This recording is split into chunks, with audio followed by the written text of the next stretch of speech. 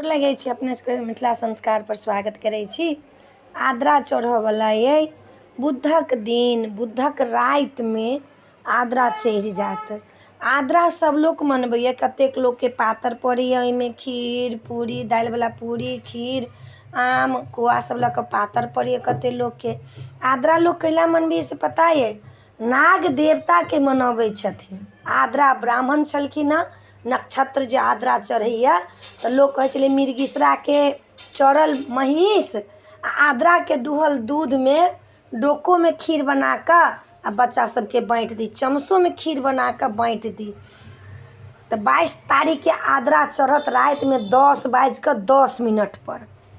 तऽ 22 से नहीं करब, 15 दिन तक एकटा पक्ष रहै छै, तऽ 15 दिन तक आद्रा रहत। नहीं होत ओहि दिन तऽ दोसरो दिन बच्चा सबके खीर पूरी, आम, कटहरके कोआ बनाकऽ खुआ देब, जे बच्चा सबके नाग देवतासँ कोनो हानि नहीं पहुँचत, नाग देवता अपने सबके नहीं छुअत।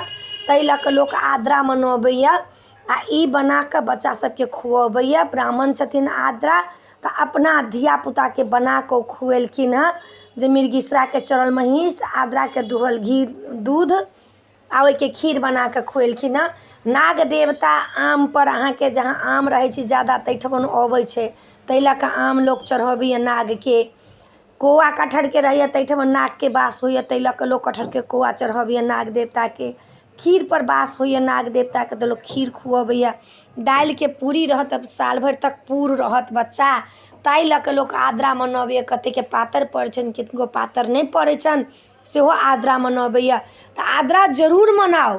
ई नाग देवताके प्रकोपसँ बाँचऽके लेल लोक आद्रा मनबैए, जे बरसातमे नाग देवता सबके हुनकर सबके टाइम आबि जाइ छै, नाग पञ्चमी आबऽवला रहै छै, तऽ ताहि लऽ कऽ नाग देवताके मनाबऽके लेल, हुनका प्रकोपसँ बचऽके लेल, तक्षक नागसँ बचऽके लेल, बासुकी नागसँ बचऽके लेल लोक आद्रा मनबैए।